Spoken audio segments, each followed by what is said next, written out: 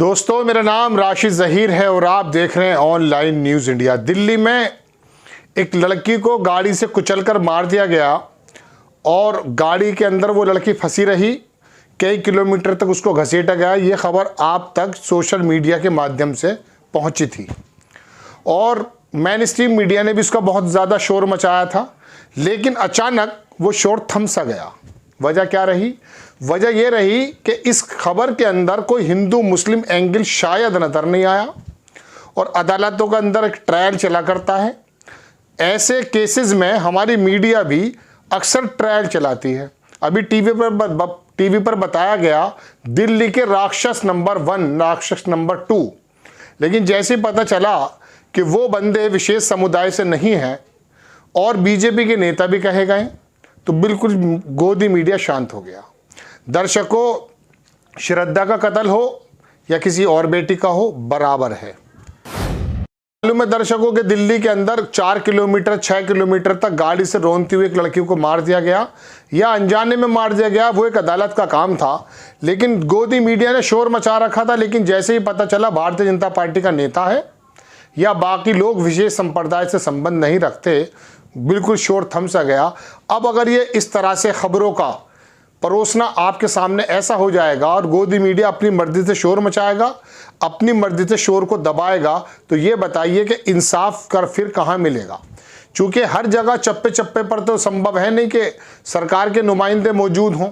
Media का काम ही दरअसल ये होता है कि उन बातों को निकाल करके समक्ष लेकर आए उन अधिकारियों के, सरकार के सामने, कि यहाँ ज़मीन पर यह हो रहा है। आपको पहले मैं थोड़ा सा खबर बता दूं, लेकिन मैं खबर आपको ये बताने नहीं आया हूँ। ये तो 3 दिन पुरानी घटना है। नए साल की रात में उस लड़की को मार दिया गया और गाड़ी के अंदर घसीट दिया गया। ये आप देख चुके हैं, सीसीटीवी भी आ चुका है। कार से युवती को खींचने के मामले में नया मोड़। 10 नहीं 13 किलोमीटर तक घसीटा। विनोद कापड़े ने लिखा कि दीपक खन्ना, अमित खन्ना, कृष्णन मिथुन और मनोज मित्तल। और ये मनोज मित्तल कौन निकला? आपकी स्क्रीन पर तस्वीर हम पहले भी दिखा चुके हैं, अब भी दिखा रहे हैं।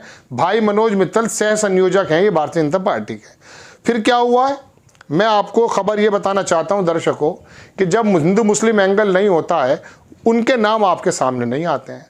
लेकिन श्रद्धा जैसी हमारी बहन बेटी का जब मर्डर होता है, पूरे देश के अंदर एक धर्म के चश्मे से उस खबर को देखने के लिए मजबूर कर दिया जाता है। मैंने कुछ स्क्रीनशॉट्स निकाले इसी नवंबर दिसंबर के, ज़्यादा नहीं दूर ले जाऊंगा आपको, और मैं ये बताने की कोशिश करूंगा दर्शकों आपको कि ये कत्ल किसने किए थे। क्या आपको मालूम है? पहला कत्ल मैं आपको आजमगढ़ लेकर चलना चाहता हूँ। एक बच्ची का कत्ल हो गया। आपकी स्क्रीन पर खबर है कि श्रद्धा के बाद आराधना के भी टुकड़े टुकड़े सिर पर 6 किलोमीटर दूर फेंका। सिर जो है वो 6 किलोमीटर दूर फेंक दिया। आजमगढ़ की बात है। नाम मालूम है आपको किसने किया था ये काम? प्रिंस यादव उसी का प्रेमी था। लेकिन गोदी मीडिया को पता नहीं है इस बात का। छोटी सी खबर चली और ख़त्म हो गई। इस खबर को श्रद्धा की तरफ भी अगर हंगामा उठाया जाता, क्योंकि इसके अंदर कोई एंगल नहीं है, एंगल प्रिंस यादव है। प्रिंस यादव की जगह अगर कोई शकील होता, फिर कोई आफ्ताब होता, फिर दोबारा से शोर मचा दिया जाता। और सोशल मीडिया पे एक धर्म के प्रति, एक धर्म के लोगों के खिलाफ इतनी नफरतें भर दी जाती कि फिर दोबारा से एक बंटवारा चाहते हैं क्या ये लोग? हमारा देश धर्म के नाम पर एक बार बढ़ चुका है दर्शकों, लेकिन ये मीडिया और गोदी मीडिया इस तरह की खबरें आपके सामने परोसती है कि 2 धर्मों को, 2 वर्गों को अलग अलग तरह से दिखाने की कोशिश करती है। एक खबर में और लगाता हूँ आपको। पांडव नगर दिल्ली की बात है ये। हत्या के बाद बेटे ने गड्ढे में गाड़ दी पिता की गर्दन। सामने आया वीडियो। इसके अंदर नहीं बताया आपको, ये अभी की तो बात है, ज़्यादा पुरानी बात थोड़ी ना बता रहा हूँ। दिल्ली की खबर। अब आप देखें कलकत्ता के, दिल्ली के अंदर ही मर्डर हुआ। बहुत बुरा। औरत क्या बोलती थी ये, जब उसके पति के टुकड़ा मिलता था, कि बहुत बुरा हुआ। पति अंजन दास के अंगों के मिलने पर भीड़ से कहती थी पूनम, दीपक भी होता था साथ। माँ बेटे ने कत्ल कर दिया था। ये भी नवंबर की बात है। तारीख बता देता हूँ, 30 नवंबर 2022, 1 महीना। यह आपको मालूम था? इसका हंगामा नहीं काटा गया। दूसरी खबर दिखाऊंगा आपको मैं। कलकत्ता में के अंदर हुआ था शायद, हाँ ये रहा। बेटे ने काटा, माँ ने की मदद, रिटायर्ड पिता को मारकर प्लास्टिक में लपेट दिए शव के टुकड़े। नेवी के अंदर काम करते थे, कलकत्ता की बात है। बेटे ने टुकड़े कर दिए, माँ ने उसकी मदद की है। आपको बताया किसी ने। लेकिन अगर श्रद्धा का मामला कितना लंबा खींचा गया है, ये भी माँ बहन, ये भी बेकसूर लोग थे। वो लड़की आजमगढ़ वाली भी देश की बेटी थी। लेकिन ये मीडिया दुरंगा व्यवहार जो आपके सामने करती है। जयपुर के अंदर देखें, खबर आपके सामने है कि जयपुर में श्रद्धा मर्डर जैसी वारदात, भतीजे ने ताई को मार्बल कटर मशीन से काटा। बस ये भतीजा अगर विशेष समुदाय का होता तो फिर ये मार्बल मशीन को एक एनिमेटेड बना करके आपको टीवी पर दिखाते और दिखाते ये कि देखिए ये वर्ग ऐसा होता है। फिर अदालतें किस काम की हैं। लाल रंग के सूटकेस को दिखाया गया दर्शकों, मैंने खुद देखा, मैं स्क्रीनशॉट लेना भूल गया कि एक मौलाना दाढ़ी वाला खरीद रहा था, उससे डर के लोग देख रहे हैं।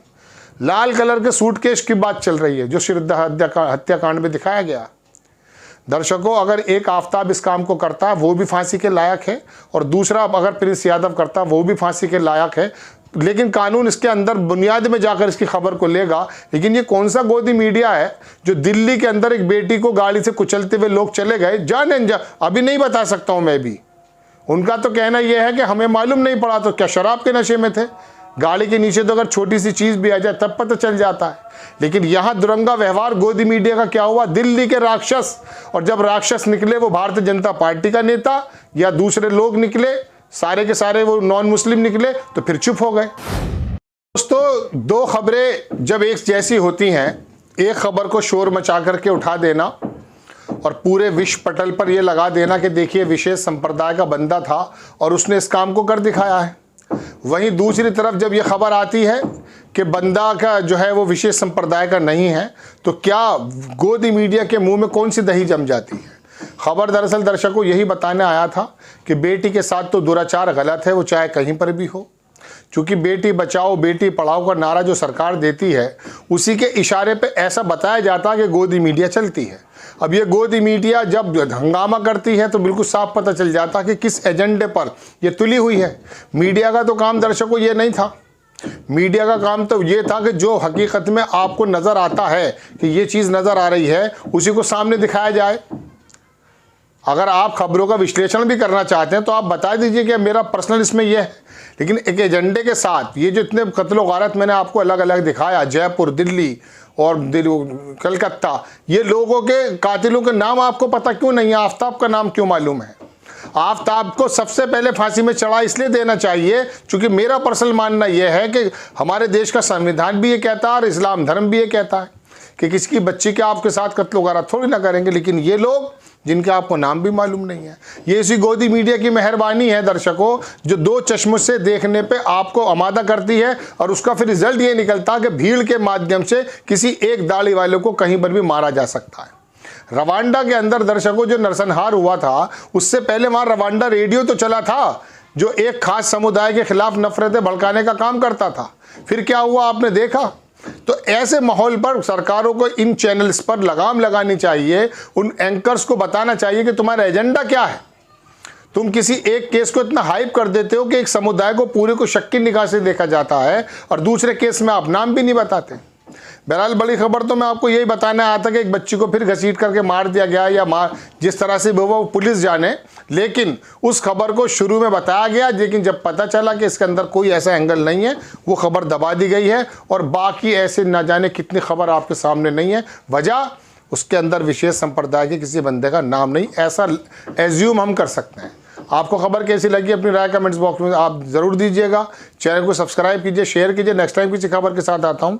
जय हिंद। इस खबर को अभी लाइक करें, शेयर करें, अभी चैनल को सब्सक्राइब करें और घंटी जरूर दबाएं।